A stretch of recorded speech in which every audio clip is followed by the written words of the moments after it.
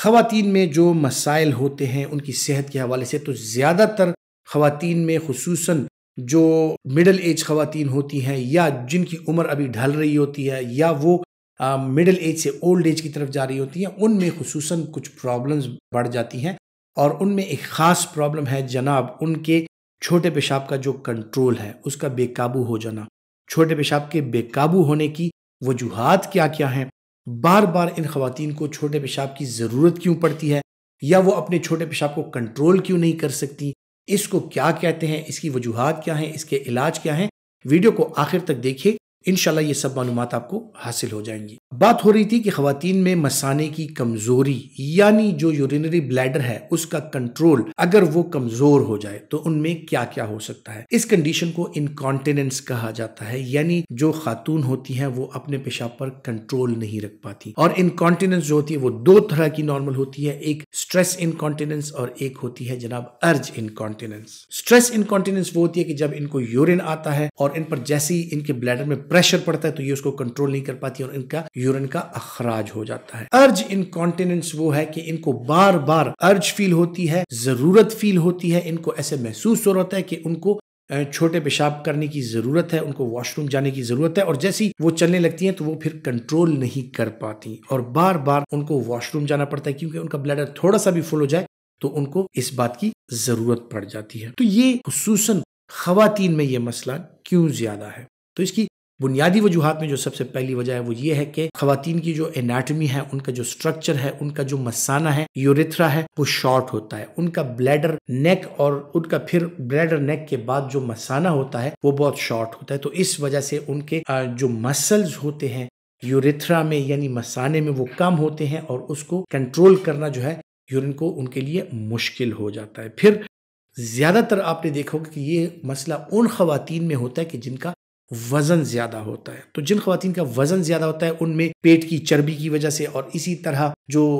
हमारे आज़ा हैं अंदरूनी तौर पर, उन आज़ा की वजह से कि वहां पर भी चर्बी बन जाती है, उनके पेट पे भी चर्बी पड़ जाती है, तो इसकी वजह से उनके पेट का वजन बढ़ जाता है और उसका वजन पेल्विस पे यानी ब्लैडर पे जाके पड़ता है और ब्लैडर थोड़ा सा भी फुल हो जाए तो वो उस वजन की वजह से उस प्रेशर को बर्दाश्त नहीं कर सकता और ब्लैडर का जो आउटलेट है यानी मसाने की जो जगह है जहां से यूरिन का अखराज होना है, वहां पर जो स्फिंक्टर्स होते हैं यानी प्रोटेक्टिव गेट्स लगे होते हैं उनमें कमजोरी आ जाती है और वो आसानी से खुल जाते हैं और यूरिन का अखराज हो जाता है। तो इस गेट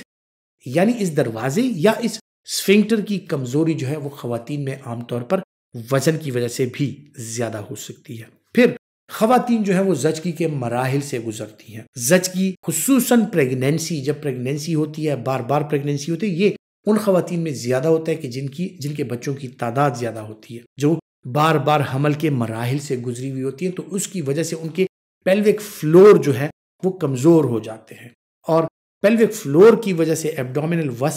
जो वॉल्स हैं उसके मसल्स की कमजोरी की वजह से उनको फिर अपने ब्लैडर को कंट्रोल करना मुश्किल हो जाता है। थोड़ा सा यूरिन भी आ जाए तो वो इनकॉन्टिनेंट होता है, उनका अखराज हो जाता है और इनके कंट्रोल में नहीं होता। तो वो ख़वातीन जिनके बच्चों की तादाद ज़्यादा है, जो बार बार हमल के मराहिल से गुजरी हों, उनमें ये प्रॉब्लम ज़्यादा हो सकती है। फिर इसके बाद जो प्रॉब्लम आती है जनाब वो आती है कि गायनेकोलॉजिकल जो प्रॉब्लम्स होती हैं उसके लिए कभी कभार सर्जिकल प्रोसीजर्स हो जाते हैं, कभी डीएनसी, कभी जो है तो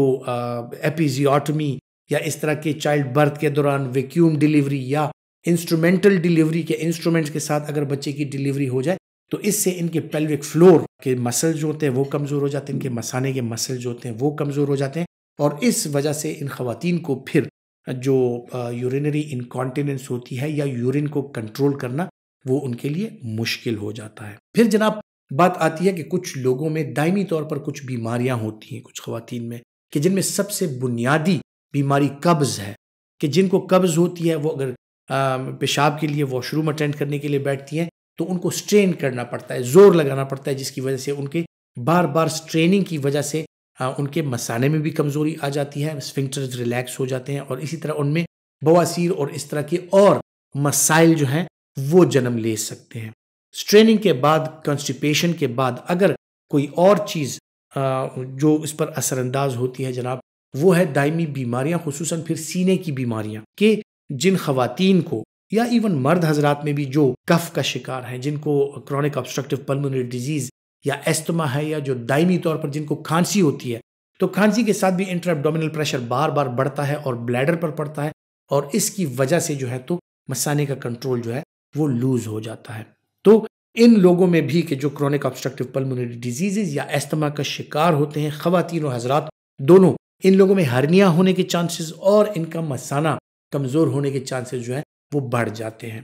फिर जनाब आते हैं जो न्यूरोपैथिक बीमारियां होती हैं, जो नर्व्स की वजह से होती हैं, जिनमें नर्व्स कमजोर हो जाते हैं, खुसूसन उन लोगों में कि जिनको कमर की शिकायत होती है, स्पाइनल कॉर्ड के प्रॉब्लम्स होते हैं, या उनमें नर्व्स कमजोर होते हैं। ऐसे खवातीन और हजरात में खुसूसन फिर खवातीन में चूंकि ऑस्टियोपीनिया, ऑस्टियोपोरोसिस और शियाटिका इस तरह के प्रॉब्लम ज्यादा होते हैं, तो इनमें जो नर्व्स का कंट्रोल है ब्लैडर पर वो कमजोर पड़ जाता है, और ब्लैडर जो है तो उसका यूरिन का अखराज कंट्रोल में नहीं रहता। तो जो रीढ़ की हड्डी है उसकी प्रॉब्लम्स, स्पाइनल कॉर्ड की प्रॉब्लम्स की वजह से भी ये हो सकता है। फिर जनाब आते हैं न्यूरोपैथी की तरफ। न्यूरोपैथी में जो शुगर के मरीज हैं कि जिनको न्यूरोपैथीज होती हैं, जिनके नर्व्स कमजोर हो जाते हैं, असाब कमजोर हो जाते हैं, खुसूसन फिर वो खवातीन और हज़रात जो कि एडवांस लेवल पर उनका शुगर चला जाता है, 10-15 साल से ज़्यादा का अरसा उनको शुगर रहता है, उनका शुगर कंट्रोल नहीं रहता, इसकी वजह से उनमें न्यूरोपैथीज आ जाती हैं और उनके पाँव जो है वो सुन्न होने लगते हैं, टांगे कमज़ोर होने लगती हैं, और इसी तरह ये न्यूरोपैथी बढ़ते बढ़ते ब्लैडर तक जाके पहुंच जाती है, और इनका यूरिन का अखराज जो है उस पर कंट्रोल नहीं रहता न्यूरोपैथी की वजह से। न्यूरोपैथी के बाद बात करते हैं जनाब कुछ साइकोलॉजिकल फैक्टर्स की, कि जनाब उनको कोई इस तरह की एनाटॉमिकल प्रॉब्लम नहीं है, कोई इस तरह की सर्जिकल प्रॉब्लम नहीं है, कोई ब्लैडर में या नर्व्स में कोई प्रॉब्लम नहीं है, लेकिन एंजाइटी या डिप्रेशन की वजह से खुसूसन ऐसे लोगों में फिर कब्ज का हो जाना, या डायरिया का हो जाना, या यूरिन का बार बार अखराज होना, या कभी कभार यूरिन का बंद हो जाना, यानी यूरिनरी रिटेंशन, ये भी एंजाइटी और डिप्रेशन की वजह से और आसाबी बीमारियों की वजह से भी ये हो सकते हैं। खुसूसन साइकेट्रिक पेशेंट्स कुछ फिर ऐसी दवाइयों का इस्तेमाल करते हैं कि उनमें बाज दवाइयां ऐसी होती हैं कि जिनके एंटी मस्करेनिक इफेक्ट होते हैं, एंटी कोलिनर्जिक इफेक्ट होते हैं, तो उनकी वजह से यूरिन का अखराज मुश्किल हो जाता है, यूरिन जो है वो खुल के नहीं आता और रिटेंशन हो जाती है, यानी रुक जाता है। और कुछ में अगर मस्करेनिक या कोलिनर्जिक इफेक्ट्स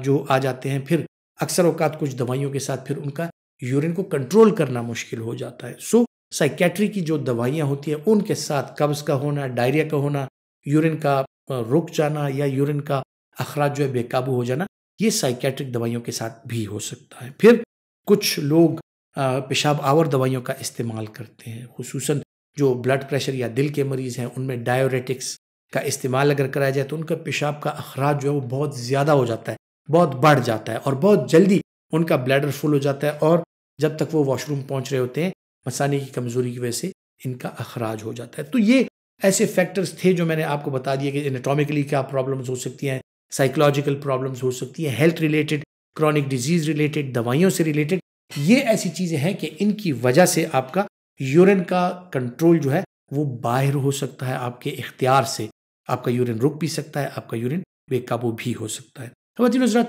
इंशाल्लाह इस बारे में मैंने आपको आगाही फराहम कर दी कि इसकी वजूहात क्या हैं। वजूहात के बाद जनाब इसकी ट्रीटमेंट पर आएंगे, तो इंशाल्लाह नेक्स्ट वीडियो में मैं आपको मुख्तलिफ ट्रीटमेंट ऑप्शंस बताऊंगा कि कौन सी ट्रीटमेंट ऑप्शंस हैं जिनका सहारा लेकर जिन लोगों में पेशाब की ये प्रॉब्लम्स आती हैं वो उन चीज़ों को इस्तेमाल करके, उन दवाइयों का या उन टिप्स का इस्तेमाल करके अपने इस प्रॉब्लम से निजात पा सकते हैं। अपना बहुत सा ख्याल रखिएगा, जाते जाते वीडियो को लाइक ज़रूर कीजिएगा।